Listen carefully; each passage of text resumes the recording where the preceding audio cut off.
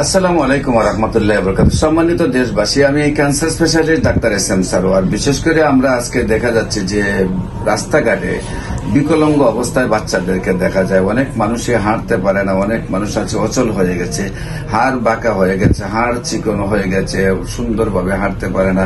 এই যে সমস্যাগুলি মূলত বড় কোনো ধরনের আঘাত থেকে হয়ে থাকে অথবা টাইফয়েড জ্বরের এফেক্ট থেকে হয়ে থাকে।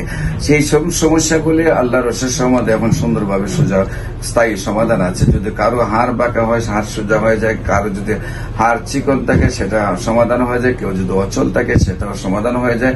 আমি বিশেষ করে বলবো, যদি অচল কেউ থাকে বা হাড় বাঁকা থাকে, হাড় নরম থাকে বা বিকলাঙ্গ অবস্থায় থাকে, হাত পাও বাঁকা, তারা এরকম হয়ে থাকে, এই ধরনের যারা সমস্যা ভুগছেন, বিশেষ করে অনেক বাচ্চা যারা অচল বাচ্চা, যারা অনেকে হাঁটেন না, অনেকদিন পর মানে অনেক বাচ্চারা হাঁটতেছে কিন্তু সেই বাচ্চা হাঁটছে না, কথা বলতে পারছে না, এই ধরনের অচল শিশু হোক, যুবক হোক, বৃদ্ধ হোক, যারা কোন ধরনের স্থায়ী সমাধান পাচ্ছেন না, বৎসরের পর বৎসর চিকিৎসা করে আল্লাহর অশেষ রহমতে আমাদের গণস্বাস্থ্য হোমিওতে চিকিৎসা করলে 6 মাসের মধ্যে সুন্দরভাবে সুস্থ হয়ে যাবেন।